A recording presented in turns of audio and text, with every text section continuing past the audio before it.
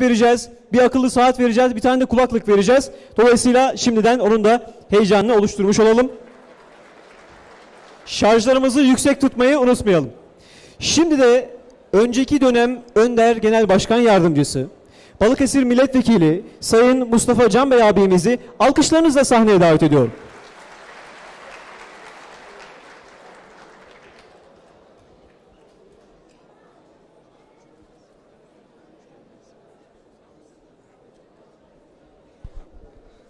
Evet gençler, selamünaleyküm. Allah bu birliğimizi, beraberliğimizi, bu dirliğimizi daim eylesin. Konuya baktım. Yunus Emre yolunda genç gönüllüler buluşması. Özenle seçilmiş, özenle çalışılmış. Gerçekten çok anlamlı bir isimle bugün Ankara'da Kızılcahamam'da birlikteyiz. Gençlerimiz bir araya gelmişler. Az önce kardeşimiz söyledi. Önder'de yıllarca siz kardeşlerimizle birlikte çalışmayı Allah bizlere nasip etti. Bu davaya hizmet etme imkanımız oldu. Ben bir kardeşiniz olarak Balıkesir İmam Hatip Lisesi mezunu olarak gerçekten İmam Hatipli olmaktan gurur duyuyorum. Ve şu anda yine Rabbim bize nasip etti. Türkiye Büyük Millet Meclisi'nde milletimiz için hizmet ediyoruz. Vatanımız için hizmet ediyoruz. İnşallah gelecekte siz değerli kardeşlerimizle bu dava yolunda vatan için, millet için hizmet etmeye devam edeceksiniz. Az önce burada hatipler konuştu. Önce Önder Genel Başkanımız Abdullah kardeşimiz konuştu. Sonra Milli Eğitim Bakanımız konuştu, Erol abimiz konuştu. Çok güzel mesajlar verdiler.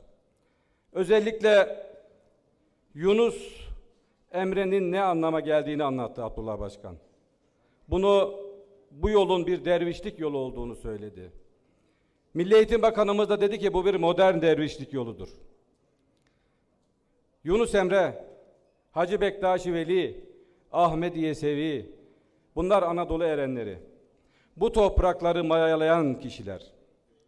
Ve bu isimler bu toprakları ana damarını temsil eden kişiler. Sizler de bugün onları izinden gidiyorsunuz.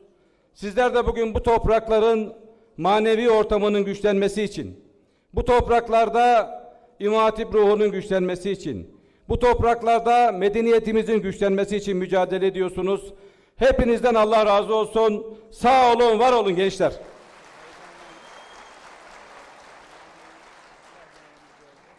İnşallah bundan sonraki süreçte de siz gençlerimizle birlikte bu topraklarda hizmet etmeye, vatanımıza, milletimize hizmet etmeye devam edeceğiz. Ama bir kardeşiniz olarak, bir ağabeyiniz olarak, içinizden çıkmış bir ağabeyiniz olarak sizlerden şunu rica ediyoruz. Çok çalışın. Çok mücadele edin ve asla pes etmeyin. Allah'ın izniyle çalıştıkça bereketlenecek. Mücadele ettikçe önünüz açılacak. Ve bu topraklarda çok daha güzel hizmetleri yapma imkanını bulacaksınız. Bizleri geçeceksiniz. Size bir mücadele adamının ismini vereceğim şimdi. Mücadele eden, çalışan, gayret eden ve İmam Hatipli olan bir isim. Bu ismin adı Recep Tayyip Erdoğan.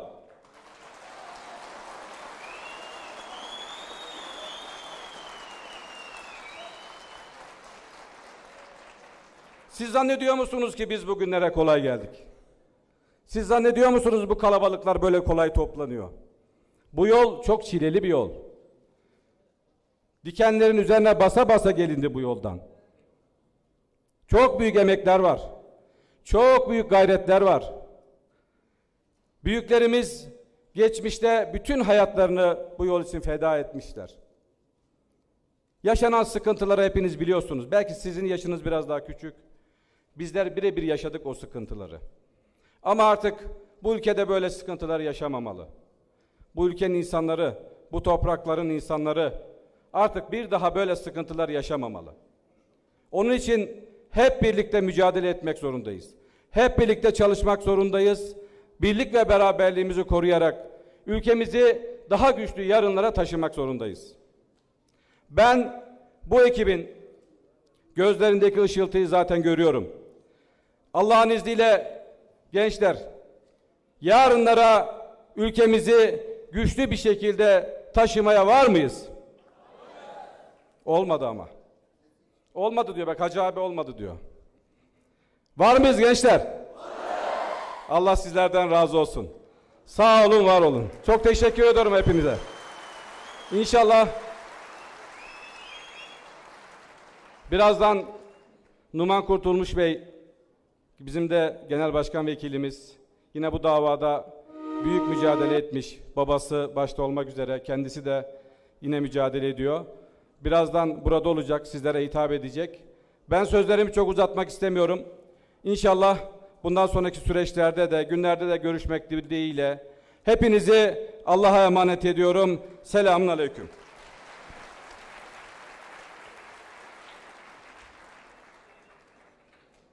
Balıkesir Milletvekilimiz Mustafa Can Bey abimize çok teşekkür ediyoruz. Kıymetli misafirlerimiz, vekilimizin de bahsettiği gibi Numan Bey'i bekliyoruz. Birazdan kendisi aramızda olacaklar. Numan Bey salonumuza teşrif ettiğinde sizlerden kuvvetli bir alkış rica ediyorum. Sizlerden böyle salonu heyecanlandırmanızı, ayağa kaldırmanızı bekliyorum kıymetli arkadaşlar. O zaman coşkuyla programımızı devam ettiririz. 2-3 dakika içerisinde Numan Bey salonumuzda olacaklar.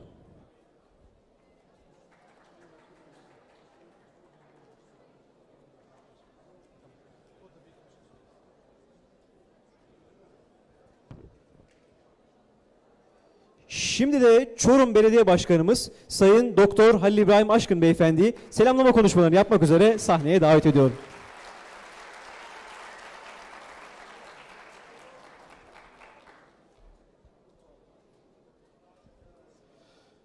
Çok kıymetli milletvekillerim, önderimizin değerli başkanları, yöneticileri, genç önderimizin değerli başkanları, yöneticileri ama hususen aralarında olmaktan mutluluk duyduğum, onur duyduğum, kıvanç duyduğum bir İmam Hatipli olarak da onları selamlamaktan onur duyduğum, kıvanç duyduğum değerli gençler, hepinizi en kalbi duygularımla, sevgiyle, saygıyla, muhabbetle selamlıyorum. Bu güzel birlikteliğe hepiniz hoş geldiniz, sefalar getirdiniz. Gönüller bir olmalı ki bugün buradayız. Çünkü bu programın ben aslında hiçbir yerinde yoktum. Sadece gönüllü olarak gönlüm buradaydı. Ama Rabbim istedi ki, murad etti ki fiziki olarak da, fiili olarak da gel gençlere. Belki konuşmak da hiç yoktu. Bir de konuş. Numan Bey'in geç gelmesi de ya da zamanında geldi ama bakandan dolayı gecikti. Bir de konuşma nasip etti. Ama biz tefekkür ikliminin gençleriyiz. Bizim birçok ilkimiz var. Birçok ilkimiz var bizim. İyi ki Müslüman olarak doğduk. İyi ki Anadolu coğrafyasında bu milletin bir mensubu olarak doğduk. İyi ki böylesine güzel okullarda, İmam Hatip liselerinde, ilahiyat fakültelerinde bir tarafımızdan dini ilimleri öğrenirken diğer kanadımızla, diğer taraflarımızla da diğer ilimleri öğrendik. Birçok ilkimiz var. O ilkilerimizden bir tanesi de yeryüzünde başka bir millet yok ki onun Yunus'u olsun. Yunus da bizim ilkilerimizden bir tanesi. Ben biraz önce orada otururken şu fotoğrafa baktım ve biraz tefekkür ettim açıkçası. Bu fotoğrafta acaba Yunus Emre niye yüzü bize dönük değil de arkası bize dönük? Acaba bu fotoğraf niye tercih edilmiş? Biraz tefekkür ettim, düşündüm. Ve şuna kanaat getirdim. Yunusça olacaksak bizim yönümüz dünyaya, dünyalıklara değil, bizim yönümüz dünyayı arkasına almalı, ahirete yönelmeli. Bu anlamda bu fotoğrafı ben böyle okudum. Eğer İmam Hatipliysek, eğer bir Müslüman evladıysak, eğer şuurluysak, eğer boşuna yaratılmadık, bizim bir gayemiz, bizim bir davamız var diyorsak, o zaman yönümüz ahirete, arkamız dünyaya ve dünyalıklara olacak. Yunusça duruz bunu gerektirir. Şöyle fotoğrafa bir baktım. Burada bir değnek var, kıpkırmızı bir değnek. Demek ki bu değnek de rastgele buraya konmadı.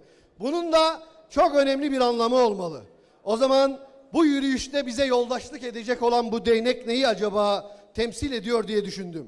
Yürüyüşte bize bu yoldaşlık edecek bu değnek, dünyayı arkamıza alıp, ahireti karşımıza alıp, karşımıza Allah'ın rızasını alıp, yürüyüşte bize yoldaşlık edecek bu değnek, Rabbimizin hadis-i şerifte buyurdu, Peygamber Efendimizin hadis-i şerifte buyurduğu, ben size 2 şey bırakıyorum, bu 2 şeye sımsıkı sarılırsanız sapıtmazsınız, yolunuz düzgün olur, gidişiniz ahiret, yurdunuz cennet olur dediği Allah'ın kitabı Kur'an-ı Kerim ve Peygamberimizin sünnetidir. Eğer biz önder gençliysek, biz Müslüman gençlersek, dünyayı arkasına almış, önünde Allah'ın rızasını almış gençlersek, o zaman bizim tek bir dayanağımız olacak. Tek bir değneğimiz olacak. Bu yolda beraber yürüdüğümüz tek bir yoldaşımız olacak. O da Allah'ın kitabı Kur'an-ı Kerim ve Hazreti Peygamber'in sünneti. Başka da bir yoldaş kabul etmiyoruz. Bu fotoğraftan ben bunu anladım. Geldi mi? Ben bu fotoğraftan bir şey daha anladım, gelmiş, bitiriyorum. Burada bir heybe var. Heybemiz boş. Heybemiz şu anda boş. Hepimizin heybesi boş. Ama madem dünyayı arkamıza aldık, madem tek dayanağımız Kur'an ve sünnet, madem Allah'ın rızası dışında başka bir şey düşünmüyoruz, tek rıza o zaman heybemiz dolu gidecek. Heybeyi boş götürmeyeceğiz. Çalışacağız namazla, oruçla, ama en önemlisi de cihatla ve yeryüzünde hakkın hakim olması için bu nesil, geçmiş nesil çalıştı. Allah'ın izniyle biz de çalışacağız ve heybemiz dolu bir şekilde Yunusça gideceğiz. Son cümlemizde şu olsun, değerli büyüğümüze sözü bırakalım. O da şu: millet olarak, Türk milleti olarak, Müslüman Türk gençliği olarak, Türk milleti olarak attan inince biz Yunus oluruz, Mevlana oluruz, ama ata binince de Yavuz oluruz, Kanuni oluruz, Recep Tayyip Erdoğan oluruz diyoruz. Hepinizi en kalbi duygularımla selamlıyorum. Hepinizi Allah'a emanet ediyorum. Çok teşekkür ediyoruz. Evet kıymetli arkadaşlar, kıymetli misafirimiz birazdan geliyorlar. Dediğim gibi salonu coşturmamız gerekiyor. Salonu ayağa kaldırmamız gerekiyor. Sizlerden bu performansı bekliyoruz.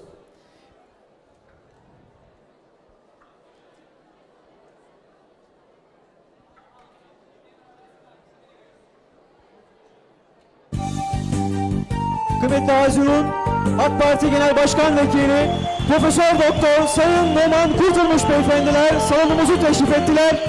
Kendilerine hoş geldiniz diyoruz Sayın Başkanım.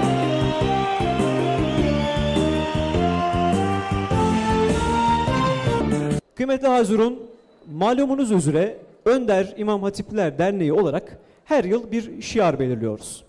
Bu yılki şiarımız da adalet ve merhametle. Şimdi de konuyla ilgili olarak bir sinevizyon gösterisi izleyeceğiz. Akabinde de Numan hocamıza açılış dersi için mikrofonu bırakacağız. Sahi neydi merhamet? Kurumuş toprağa yağmurun düşmesi miydi? Unutulmuş gönüllere bir elin değmesi mi? Ensar'ın muhacirlerin yolunu gözlemesi miydi? Muhacirlerin kendini bekleyen kardeşlerine hicreti mi? Bir kuş tüyü gibi ince ve naif dokunmak mı yetime? İncitmeden, ürkütmeden gözyaşını silmek mi? Dünyanın bütün gariplerine bir tebessüm bırakmak mı? Çöküp bir mülteci annenin yanına, onunla beraber ağlamak mı? Alimlerin alemler kadar büyük bir konuyu düşünmesi mi? Alemde zerre miskal bir meşakkati çözmesi mi? Bir kumandanın kazandığı ihtişamlı zaferleri mi? Bir tek mazlum için yerin altını üstüne getirmesi mi? Merhamet aranıp bulunacak bir şey değil gibi. Kalplerimizi bir taş ustası gibi vura vura düzeltmeli. Merhamet oldu mu deyip olunacak bir şey değil gibi. Ruhlarımızı gergefe gerip nakış gibi ince ince işlemeli. Ki Hazreti Muhammed'den bize bırakılmış bir haslettir merhamet. Hem değil mi ki merhametten hasıl oldu Hazreti Muhammed? Ki Hazreti Muhammed'den bize verilmiş bir emanettir merhamet. Hem değil mi ki açtı kilitli kapıları merhametle Hazreti Muhammed.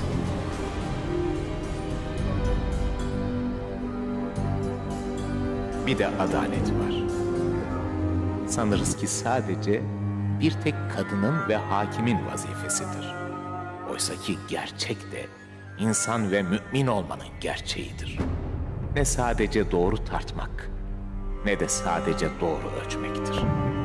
Duymak, görmek, dokunmak, hissetmek ve de hükmetmektir. Adaletle kalkan el, mazluma âb-ı hayat, zalime ateştir. Adaletle bakan göz, ayırır siyahtan beyaz olanı. Adaletle konuşan dilin, sözü keskin, hükmü tezdir. Adaletle dinleyen, işitir gece yarısı karıncanın adımını. Ne kaplumbağayı itmek, ne tavşanı engellemektir adalet.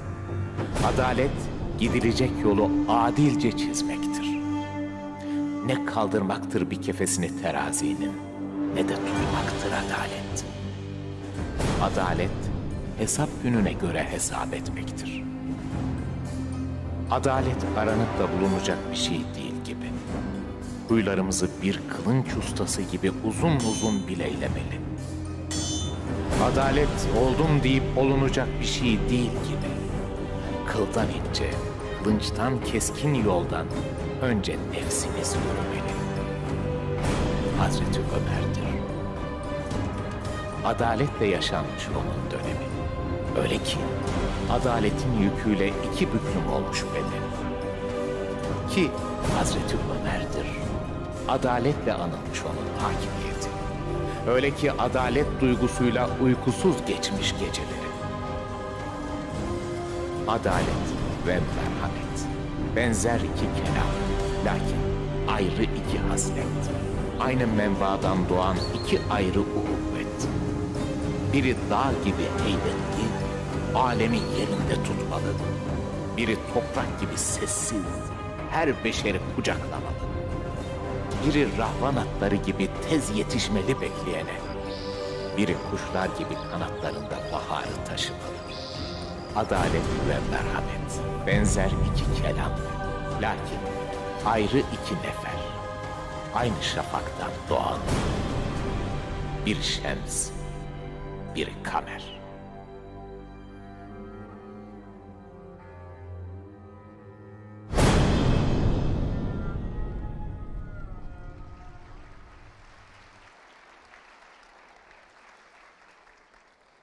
Bir zaman dünyaya bir adam gelmiş. Okunu kör nefsin kılıçla çelmiş. Bizim Yunus, bizim Yunus. Bir zaman dünyaya bir adam gelmiş.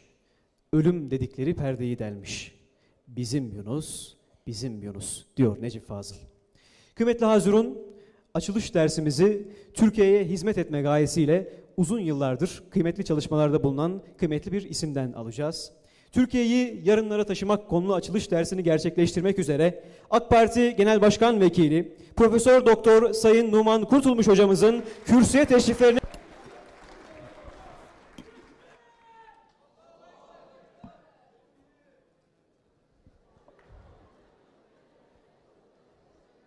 Sevgili genç kardeşlerim, sevgili İmam Hatipliler, Türkiye'nin dört bir tarafından gelerek bu salonu dolduran yaklaşık 1500 genç öğrenci kardeşimiz, protokolde oturan, onlar da Hayat Mektebi'nin öğrencisi olan sevgili kardeşlerim, hepinize en içten en kalbi selamlarımı sunuyorum.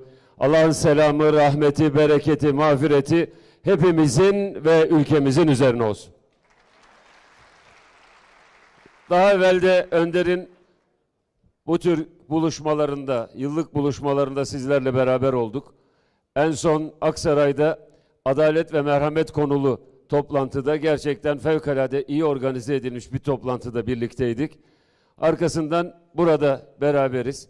Ben öncelikle Önder Başkanımız Abdullah Bey'in şahsında, Önder yönetiminde emeği olan bütün arkadaşlarımızı, şimdiye kadar İmam Hatip davasına sahip çıkarak, 28 Şubatlarda bile İmam Hatipleri kurda kuşa yemettirmeyen Önder camiasını canı yürekten tebrik ediyorum. Emeği geçen herkese şükranlarımızı ifade ediyorum.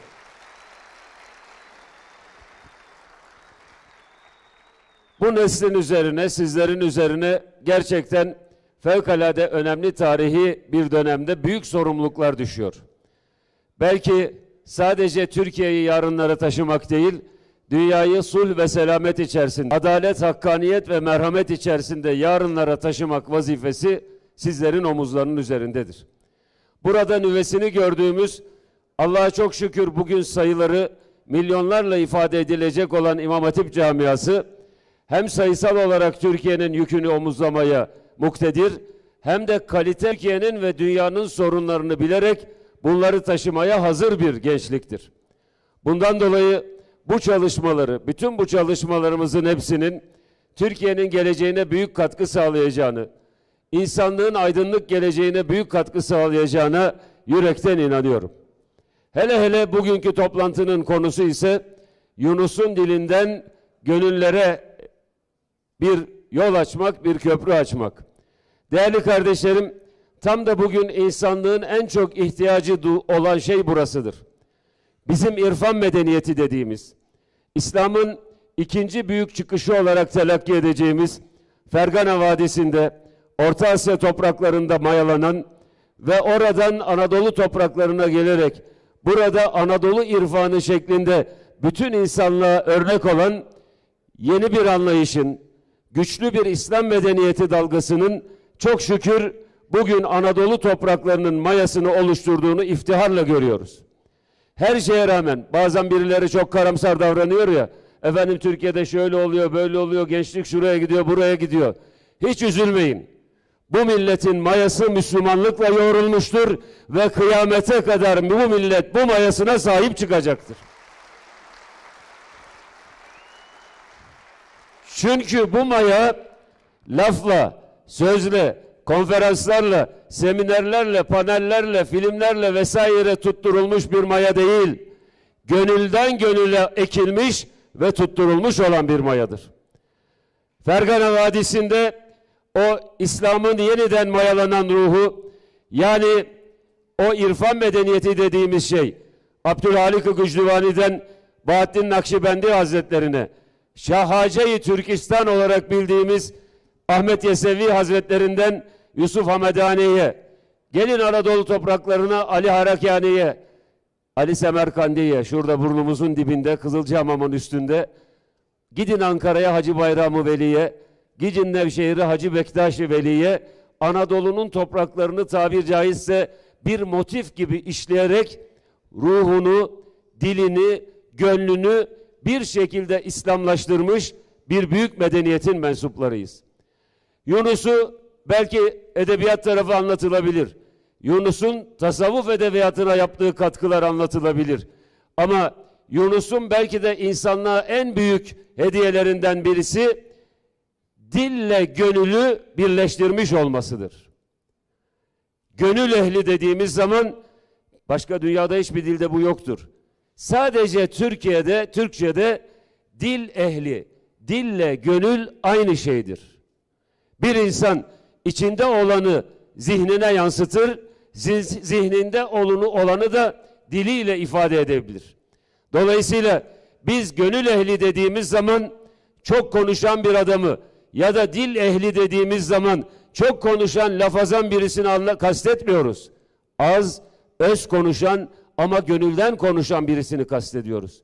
Bunun en müşahhas örneği, en abidevi şahsiyeti ise bizatihi Yunus Emre'nin kendisidir. Yunus Emre baktığınız zaman ümmi birisi, mektep medrese görmemiş, ünvanı, makamı, mensubu olmayan birisi. Ama öyle şeyler söylemiş ki söz ola bitire savaşı, söz ola kestire başı demiş. Öyle demiş ki ilim ilimdir, ilim bilmektir. İlim kendin bilmektir. Sen kendini bilmezsen bu nice okumaktır diyerek irfansız, hikmetsiz ilmin çöp tenekesine düşecek bir şey olduğunu ifade etmiştir. Dolayısıyla belki de Yunus'tan bize kalan en büyük miras gönülle dili, dille zihni birlikte tutturabilmektir. Yani bizim içimizde olanı, özü sözü bir olmak diyoruz ya, özü sözü bir olmanın özeti gönülden konuşabilmektir. Bunun için bugün Yunus Emre'nin diline, bugün irfan medeniyeti dediğimiz Anadolu erenlerinin diline her günkünden, her zamankinden çok daha fazla ihtiyacımız olduğu açıktır. Biraz sonra bu dilin insanlığa kazandıracağı temel özelliklerden 5 tanesini sizlerle paylaşacağım. Bunların olabilmesi, bugünkü insanlık sorunlarını çözebilmek için de mutlaka sahip olmamız gereken bir perspektiftir, bir inançtır, bir bakış açısıdır. Değerli kardeşlerim, bugün dünyanın birçok sorunlarla karşı karşıya kaldığını görüyoruz. Bu sorunlar insanoğlunun cehaletinden, yani bilgisizliğinden kaynaklanmıyor. Bu sorunlar insanoğlunun imkansızlığından da kaynaklanmıyor. Belki insanlık tarihi boyunca en fazla imkanın olduğu, en fazla eşya diyoruz ya en fazla insana ait, hayatımıza ait eşyaya sahip olduğumuz, en fazla dünyanın ve kainatın sırlarına vakıf olduğumuz bir dönemden geçiyoruz. Ekonomiler var, finans merkezleri var, bankalar var, sigorta şirketleri var, endüstriyel savaş bölgeleri var, nükleer savaşlı silahlar var, uzay çalışmaları var, uzayda uydular var, tanklar var, tüfekler var ama olmayan bir şey var. İşte insanlık onu arıyor. O da sizde irfan medeniyetinin merkezindedir. İnsanlık irfanı arıyor, hikmeti arıyor, insanlığı arıyor, Yunus Emre'nin söylediklerini arıyor, sizin temsil ettiğiniz zihniyeti arıyor, sizin sözünüzü arıyor, sizin hakikatinizi arıyor. Onun için her bir çalışmamızı hem Türkiye'yi yarınlara taşıyacak bir perspektifle yapacağız, hem de her bir çalışmamızı insanlığın hayrına olacak çalışmaları yapmak için gayretle sürdüreceğiz. Bugün birçok meseleyi konuşuyoruz. Örneğin biraz da güncelden bahsedelim. Ukrayna-Rusya krizi. Aşağı yukarı artık her akşam televizyonlarımızda Ukrayna-Rusya krizini bir dizi izler gibi izliyoruz. Yıkılan evler, dün akşam bak belki tekrar gördüm, insanın içi kan alıyor. O kadar kötü silahlar kullanılmış ki insanların evlerindeki eşyalar ne olduğu belli olmayacak şekilde tahrip olmuş. Binalar yıkılmış, insanlar yok olmuş, şehirler mahvolmuş. Sebep dünyada barışı sağlayamayan küresel adaletsizlik üzerine oturan bir sistemin varlığıdır. Hiçbir sorunu çözemeyen, hiçbir sorunu çözmek için iradesi olmayan, sadece güçlülerin borusunun öttüğü bir dünyayı kurarsanız sonu savaş olur, sonu işgal olur, sonu iç çatışmalar olur, sonu insani kayıplar olur. Niçin dünya böylesine önemli savaşları engelleyemiyor? Niye dünyadaki işgaller engellenemiyor? Niçin Filistin meselesi, niçin Filistin'in işgal edilmesi, şehirlerin işgal edilmesi insanlık tarafından önlenemiyor? Çünkü insanlık adaletin, yani o teraziyi demin de gördük ki adalet o demektir. Terazinin iki kefesinin eşit olması demektir. Bir tarafına ağırlık vermemek demektir. Çünkü insanlığın küresel sistemi bugün adaletle tartan bir terazi değildir. Kim güçlüyse, kimin sözü çoksa, onun sözü kuvvetliyse onun dediğinin olduğu bir dünyadır. İşte onun için irfan medeniyetinden dünyaya bakanlar öncelikle dünyanın sorunlarını sadece bir sonuç olarak değil, bir takım sebepler kümesinin oluşturduğu sonuçlar olarak görür. Savaşları önleyeceğiz. Önle. Elini tutan mı var? Birleşmiş Milletleri bu şekilde kurarsan savaşları önleyemezsin. Onun için biz ne diyoruz? Dünya 5'ten büyüktür. İnşallah dünyada yeni bir adil küresel sistemin kurulduğunu siz göreceksiniz ve bu yolda hizmet edeceksiniz. Sayın Cumhurbaşkanımız Dünya 5'ten büyüktür sözünü dünyanın uluslararası platformlarına ilk taşıdığında böyle millet bakıyordu. Ya bu adam ne diyor diye bakıyordu. söylemeye devam ettikçe, hepimiz söylemeye devam ettikçe şimdi bu anlaşılmaya başlanıyor. Hakikaten dünyada haksızlıkları sürdüren bir küresel sistemin hem siyasal olarak hem ekonomik olarak sürdüğü ortadadır. Bunun ortaya kaldırılması için önce zihinlerin değişmesi lazım. Güçlünün haklı olduğu bir sistem değil, haklı olanın hakkının dünya sistemi tarafından verildiği bir sistemi kurmak boynumuzun borcudur. İrfan medeniyeti mensuplarının en temel vazifesidir.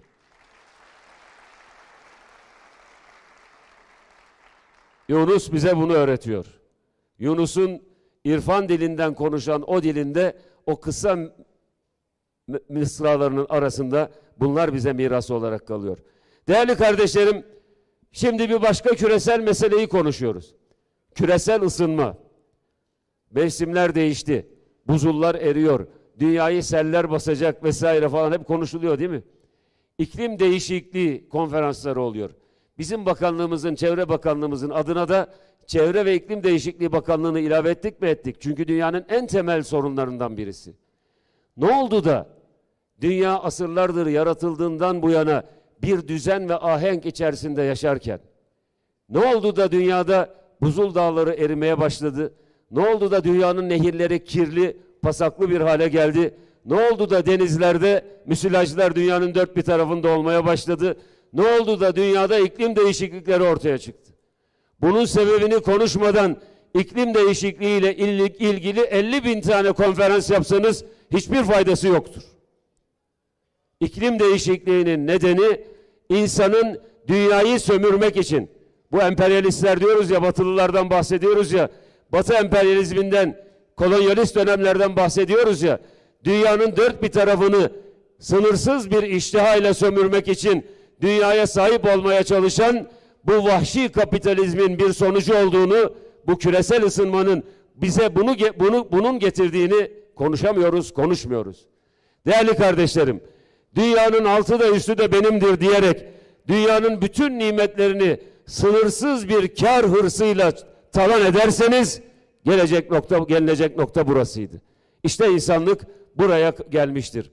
Vahşi kapitalizmin temel değerlerini eleştirmeden dünyayı bir şekilde kendi mülkü olarak gören bu anlayışı, bu modern Batı zihniyetini eleştirmeden ve bunların sonuçlarını ortadan kaldırmak için mücadele etmeden insanlığa söylenecek hiçbir şey yoktur. Yunus ne diyor? Mal sahibi, mülk sahibi. Hani bunun ilk sahibi? Bugün Anadolu'ya gittiğinizde, hepiniz Anadolu'dan geliyorsunuz. Böyle güzel bir iş yeri, güzel bir dükkana gittiğimiz zaman soruyoruz. Ya buranın sahibi siz misiniz? Çok şükür buranın emanetçisi benim der. Öyle mi?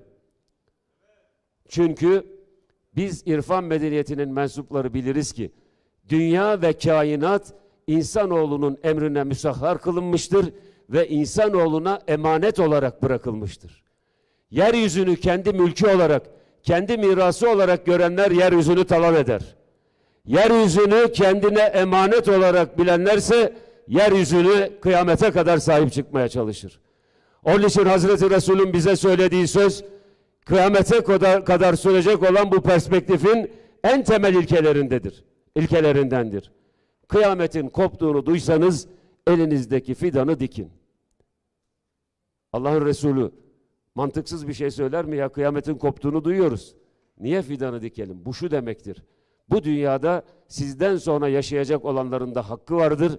Emanet aldığınız dünyayı en iyi şekilde emaneti sonraki nesillere teslim edin demektir. Değerli kardeşlerim, hangi konuyu alırsak alalım altından bir takım sorunlar çıkıyor. Buna cevabı bugünkü Batı medeniyetinin vermesinin imkan ve ihtimali yoktur. Eğer cevaplarını verebilecek olsalardı bu sorunların ortaya çıkmasına da neden olmazdılar.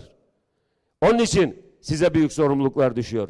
Yani mal sahibi, mülk sahibi, hani bunun ilk sahibi demeyi bilmeyen nasıl dünyayı, kainatı korumayı bilir? Öyle mi? Mülkün sahibi Allah'tır. Allah'tan başka mülkün üzerinde söz ve hükümranlık sahibi olan yoktur. Eğer öyle olmuş olsaydı dünya Sultan Süleyman'a kalırdı. Dünya hiçbir imparatora, hiçbir güce, hiçbir büyük devlete kalmadığı gibi bugün de ortada büyüğüz diye dolaşanların hiçbirisine kalmayacak kadar önemli bir yerdir. Ve dünya üzerinde, mülkün üzerinde yegane söz sahibi Cenab-ı Allah'tır. Bu mülkü en ileriye götürecek olan da irfan medeniyetinin mensuplarıdır. Bir başka sorundan bahsediyoruz. Açlık, kıtlık ve küresel kriz, gıda krizi. Afrika'nın insanları bir bardak temiz suya hasret, bir dilim ekmeğe muhtaç. Nasıl bu hale geldi bu insanlar? Afrika'yı gidiyoruz, geziyoruz, oralarda gördüğümüz şudur. Emperyalistler, örneğin dünyanın en fakir ülkelerinden olan Afrika'nın ülkeleri, mesela Nijer'i, mesela Uganda'yı, mesela başka bölgeleri alabildiğince sömürüyor. Yeraltı, yerüstü kaynaklarını alıp kendilerine götürüyor. Onların üzerinden büyük bir zenginlik devşiriyor ama gariban Afrikalılara da kurak bir Afrika'yı bırakıyorlar. Bunu da yaparken büyük bir böyle emperyalist iştahla ve onlara sanki bazı yardımlar yapıyormuşlar gibi görüntüler altında yapmaya çalışıyorlar. Değerli kardeşlerim, dünyadaki bugünkü açlığın, kıtlığın sebebi yine aynı şekilde küresel kapitalizmin oluşturmuş olduğu sınırsız kar iştahıdır. Çok kar elde edebilmek için dünyanın topraklarını bir takım suni gübrelerle, şunlarla, bunlarla zehirleyip dünyanın topraklarını sömürdükten ve ülkelerin zenginliklerini kendi taraflarına devşirdikten sonra bu ülkelerin halklarına da maalesef apaçık bir açlık ve kıtlık kalmıştır. Bunu ortadan kaldırabilmek için yeryüzünde bütün insanlığı, insanlık aleminin ortak bir üyesi olarak kabul eden irfan medeniyetinin bakış açısına ihtiyaç vardır. Çünkü çok tekrarladığım bir şeyi bir kere daha ifade etmek istiyorum. Yeryüzü insanoğlunun emrine müsahhar kılınmıştır. Yeryüzü ve kainat, bildiğimiz ve bilmediğimiz bütün alemler, sadece Batılıların, sadece Doğulların, sadece zenginlerin, sadece şu ülkenin mensupları için değil, şu anda yaşayan 80 milyon, 80 milyar ve kıyamete kadar yaşayacak insanların ortak malıdır. Bu anlamda dünyanın bütün imkanlarına ve nimetlerine sahip çıkmak, insanlığa sahip çıkmak demektir. İnsanlığa sahip çıkmak ise Hazreti Ali'nin Malik bin Eşter'e tavsiyesinde gizlidir. Malik bin Eşter'i Mısır'a vali olarak tayin ederken diyor ki, ey Malik, bil ki insanlar iki sınıftır. Ya dinde yaratılışta eşindir, ya dinde kardeşindir. Yaratılışta eş olduğumuz zaman rengi, dili, dini, yaşantısı ne olursa olsun bütün insanlar Adem'in soyundan gelen insanlık ailesinin bir ferdidir. Ve herkesin dünya üzerinde hakkı vardır. La ilahe illallah Muhammedur Resulullah diyenler de Müslümandır ve onların arasında da sadece kardeşlik hukuku geçer. Irklarının, dillerinin, ana dillerinin, mezheplerinin, meşreplerinin, hayat tarzlarının, kültürel geçmişlerinin hiçbir önemi yoktur.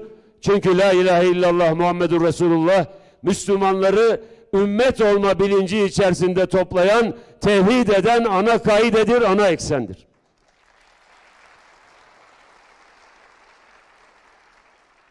Yeryüzünde herkesin hakkı vardır diye düşünmeyen birisinin yeryüzünde açlığı, kıtlığı ortadan kaldırması mümkün müdür? Hayır, değildir. Dolayısıyla açlık ve kıtlık meselesinin de ortadan kaldırılmasını sağlayacak sizlersiniz. Küresel bir sorun olarak insanlığın ortak mülkü olan yeryüzünü abad edecek fikre, gönle ve zihne sahip olanlar da sizlersiniz. Değerli kardeşlerim, yine bir başka mesele, dünya terörden bahsediyor. Türkiye'de teröre büyük maliyet ödemiş olan bir ülke. Dünyanın dört bir tarafında terör örgütleri var. Bakıyorsunuz, ellerinde yarım bardak temiz suyu olmayan milletlerin, fertlerinin eline on binlerce dolar değerindeki ölüm silahlarını veriyorlar.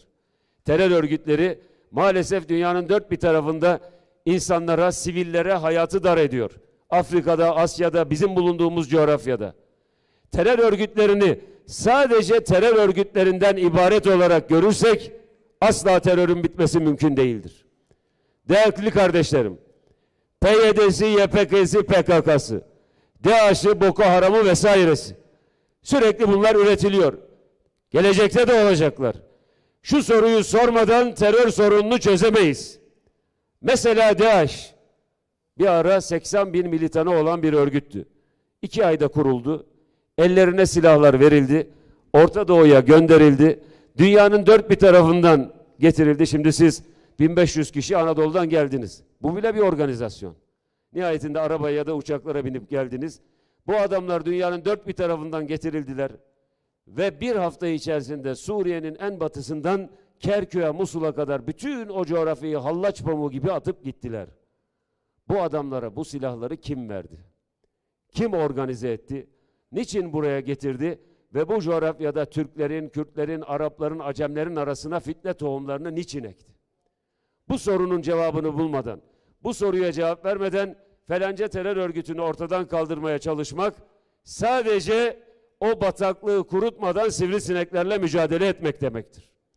Bunun arkasındaki askeri, lojistik, istihbari bütün desteklerin sona erdirilmesi şarttır. Türkiye bu uğurda kendisini terörden kurtarmak, bölgesini terörden temizlemek için büyük bir mücadele veriyor ve bu mücadelede bulunanları, herkesi takdirle, şükranla yad ediyoruz. İnşallah terör Türkiye'nin gündeminden tamamıyla çıkacaktır. Ancak esas meselenin terörün arkasındaki sebepler olduğunu biliyor ve bu sebeplerin de ortadan kaldırılması için mücadele ve gayret ediyoruz. Dünya beşten büyüktür diye haykırmamızın, kendimizi yırtmamızın temel sebeplerinden birisi de işte başta terör olmak üzere bu tür insanlık suçu gelişmelerin ortadan kalkmasını temin etmektir. Değerli kardeşlerim, yine bir başka çok örnekler çok da bir başka örnek son günlerde Türkiye'de de gündem oldu. Uluslararası göç ya da göçmen krizi. Arkadaşlar, göçmen krizini konuşuyorsunuz. Bir kere önce şunu söyleyeyim.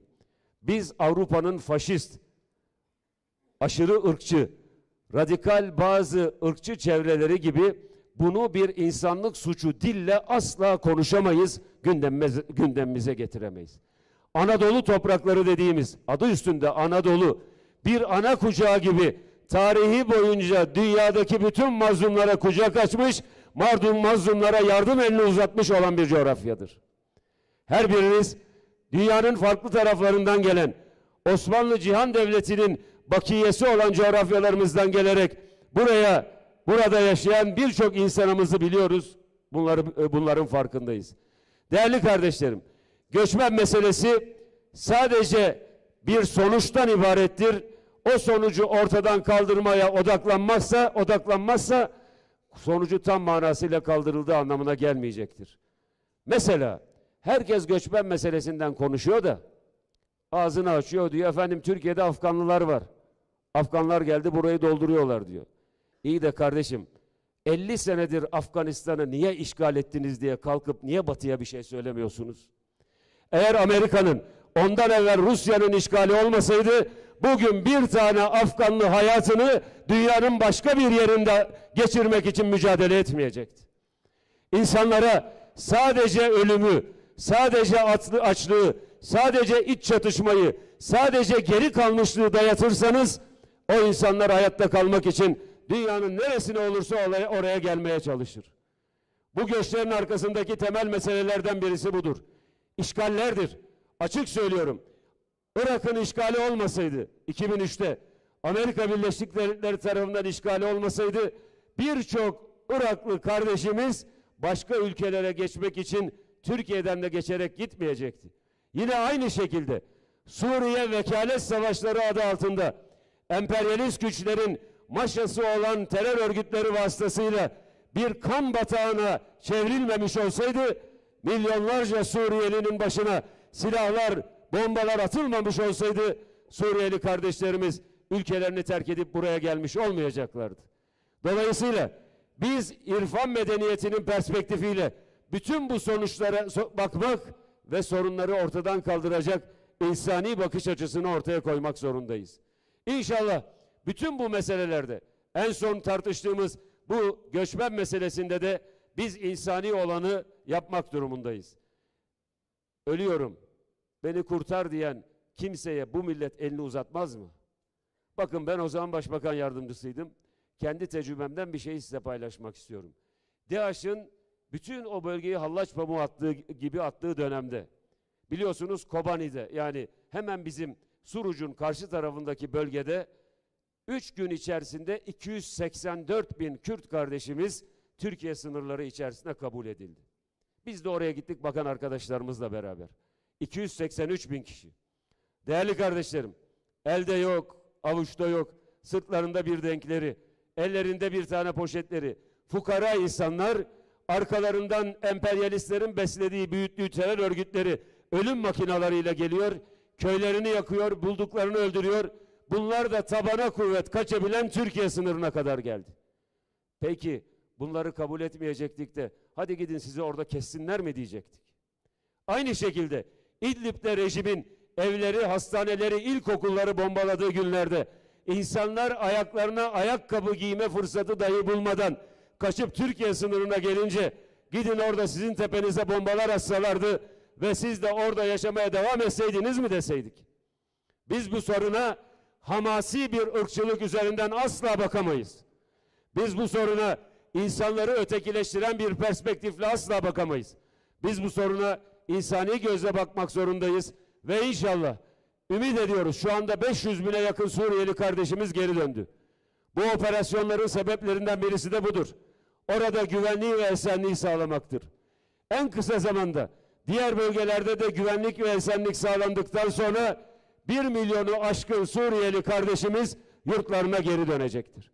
Ve inşallah Suriye'nin tamamıyla bir barış devleti, bir barış ülkesi olduğunu göreceğiz.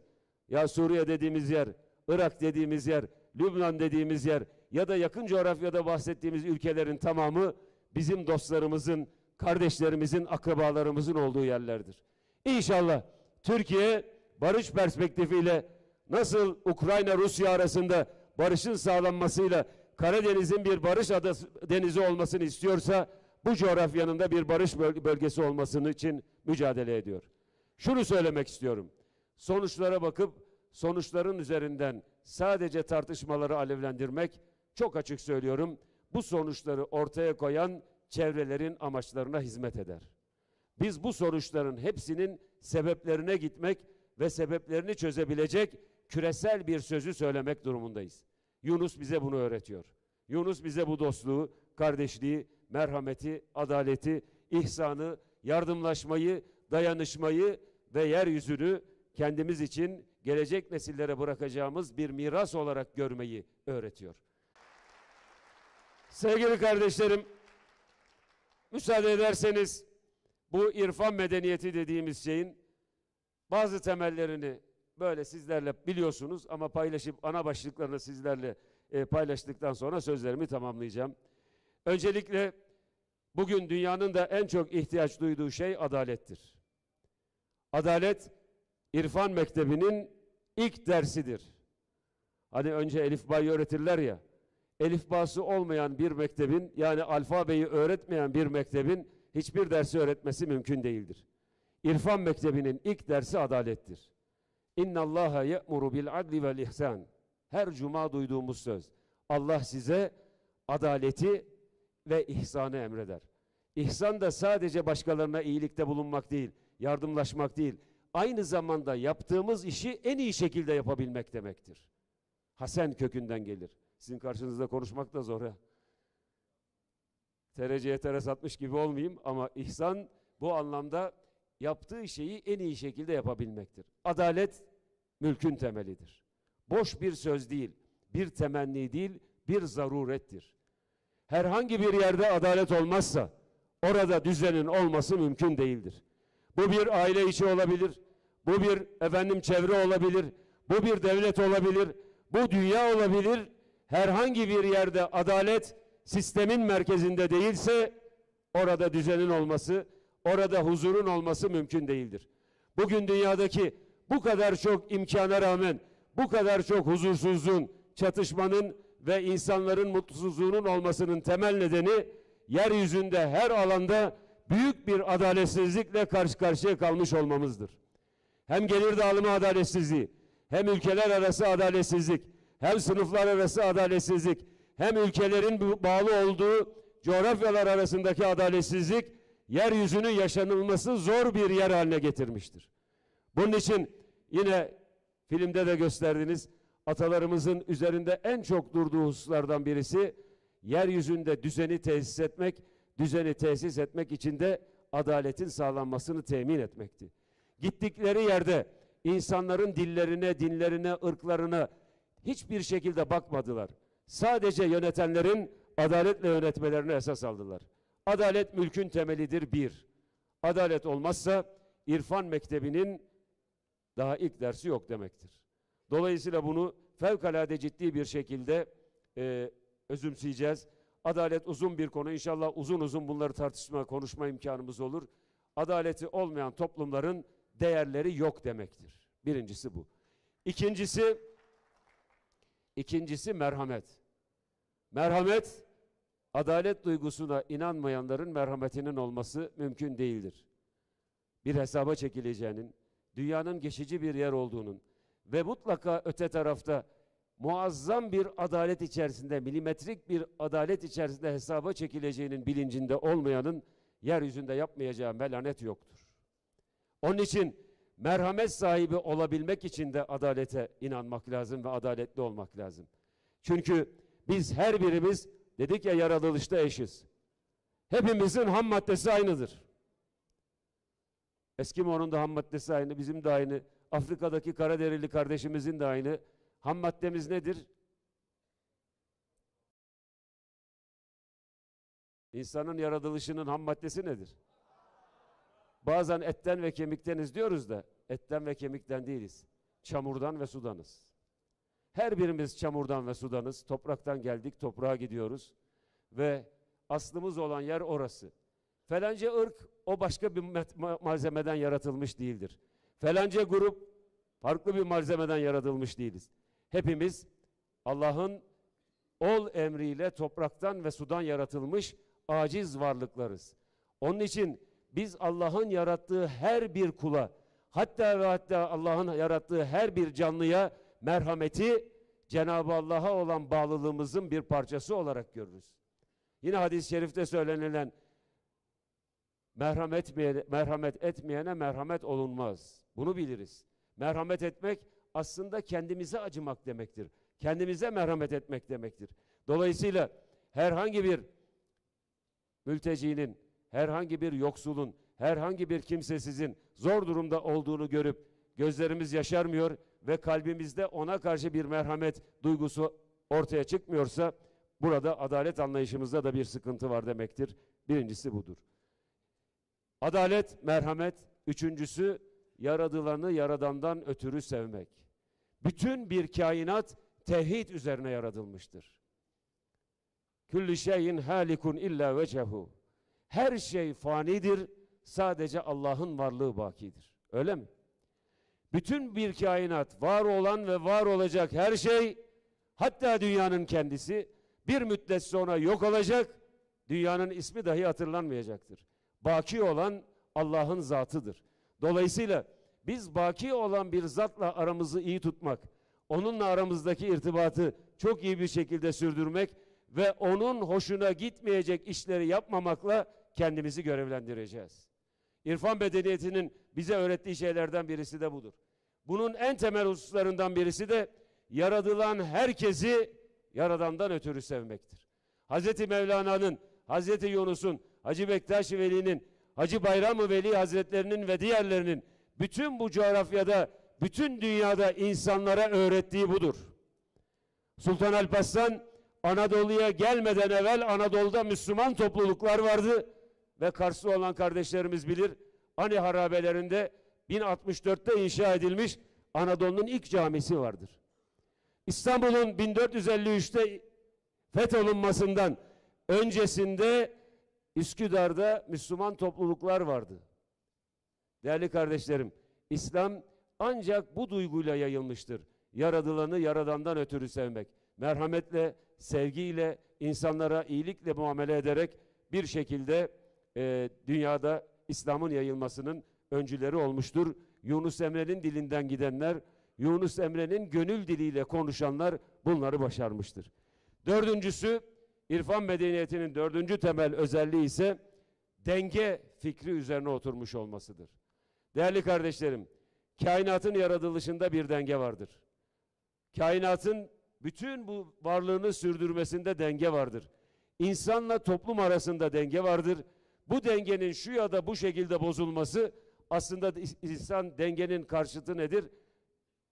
İfsattır. Dengenin olmadığı yerde ifsat vardır ve bozulma vardır. Dolayısıyla biz bu anlamda dengeyi sağlamak için de irfan medeniyetinin bize öğrettiklerini özümsemek mecburiyetindeyiz. Son olarak biz irfan mektebinde sadece bilimsel bilgiyi öğrenmiyoruz. Buraya dikkatinizi çekiyorum. Bilimsel bilgi şu anda dünyanın en çok bilgi üretilen döneminden geçiyoruz. Biz bu toplantıya başladık ya, bu toplantı içerisinde dünyanın birçok yerinde bir sürü bilgi üretildi. Bunlara hemen gittiğiniz zaman çok rahatlıkla da ulaşabilecek noktadayız artık. Özellikle bilişim teknolojilerindeki gelişmeyle de dünyada üretilen bilgi çok yaygınlaştı. İlim var ama niye insanlar bu kadar huzursuz, niye bu kadar başarısız, niye bu kadar dengesiz bir dünyanın içerisinde yaşıyoruz? İlim var da ilmi faydalı hale getirecek olan, demin söyledim ya, ilim bilmektir, ilim kendin bilmektir. Sen kendini bilmezsin, bu nice okumaktır. İki değerli şey daha bugün insanlığın yitiğidir. Yoktur, kaybetmiştir. Bunlardan birisi asla bilgiyi kaybetmiş değil, bilgi var ama hikmeti kaybetmiştir. Hikmet nedir? Bilginin insanlığın hayrına kullanılmasıdır. Atomun bölünmesi büyük bir bilgidir. Ama bunu insanlığın hayrına değil de atom bombası bularak insanlığı yok etmek için kullanırsanız bu hikmetli bir davranış değildir. Bu tam tersine insanlığa karşı bir savaş, insanlığa karşı bir insanlık suçudur. Hikmetle birlikte bizim irfan dediğimiz, yani sen kendin bilmektir diyor. Niye kendini bileceksin?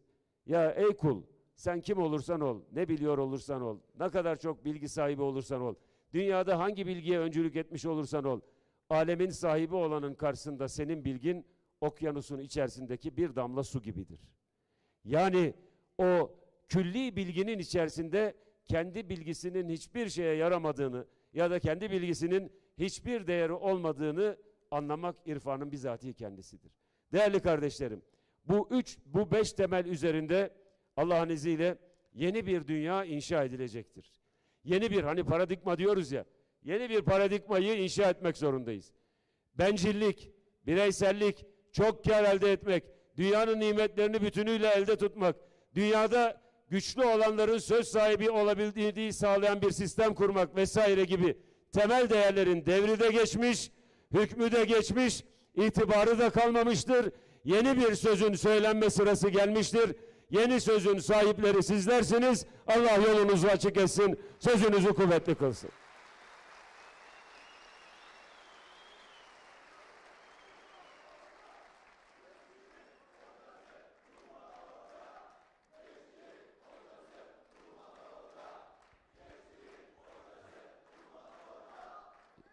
Sevgili kardeşlerim, ben anlayabildiğim kadarıyla, anlatabildiğim kadarıyla irfan medeniyetinin ana ilkelerinden bazılarını sizlerle paylaştım. Şuna adım kadar eminim. Bunu asla sizi amiyane tabiriyle sizi gaza getirmek için söylemiyorum. Pazartesi günü bir toplantı daha vardı, İslam Ülkeleri Gençlik Teşkilatı, orada da söyledim. Şimdi diyoruz ya, yeni bir dünya kurulacak. Dünya 5'ten büyük. Bu dünya böyle devam etmez. Biz istesek de devam etmez ama biz böyle devam etmesini istiyor muyuz? Hayır, istemiyoruz. Belki biz yeni bir Birleşmiş Milletler'in kuruluşunu göremeyebiliriz. Ama bu salonda bulunan sizler yeni ve adil bir dünyanın kurulduğunu, yeni bir Birleşmiş Milletler'in kurulduğunu ve Türkiye'nin de buna öncülük yaptığını Allah'ın izniyle göreceksiniz, buna şahit olacaksınız.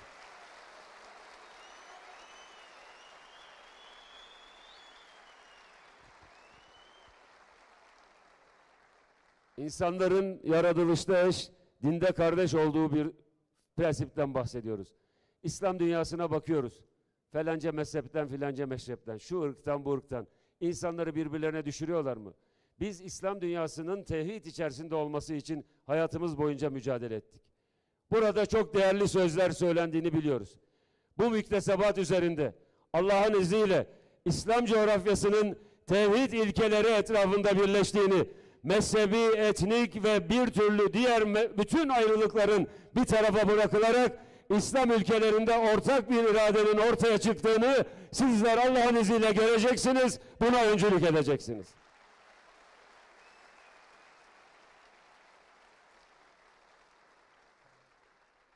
Dili ne olursa olsun, dini ne olursa olsun, kendisini hangi coğrafyaya ait hissederse hissetsin, dünyanın birçok yerinde bütün insanların ortak söz üzerinde toplanarak hakkaniyetin, adaletin, insafın, merhametin ve vicdanın ekseninde çok güçlü buluşmaları tesis edeceğini göreceksiniz ve yeryüzünde insaf sahibi insanlarla birlikte dünyayı yeniden ıslah ve imar etmek için çok büyük adımları gerçekleştirecek, bunlara öncülük edeceksiniz.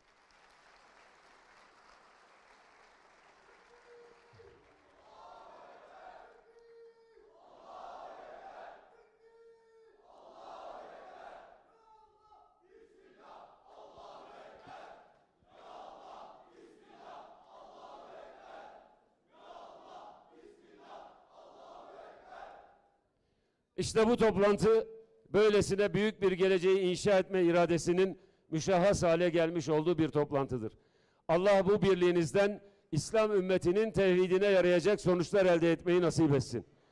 Allah bu birlikteliğinizden bütün insanlığın ortak doğrular üzerinde, yani marufun etrafında bütünleşebileceği adımlar atmayı nasip etsin. Sözünüz kuvvetli olsun. Dostluğunuz, kardeşliğiniz baki olsun. Adımlarınız sağlam olsun. Sözleriniz kuvvetli olsun, ufkunuz aydınlık olsun, geleceğiniz aydınlık olsun, Allah yardımcınız olsun, dostlarınız sadık olsun diyor. Hepinize selam ve sevgiler sunuyorum. Allah'a emanet ediyorum.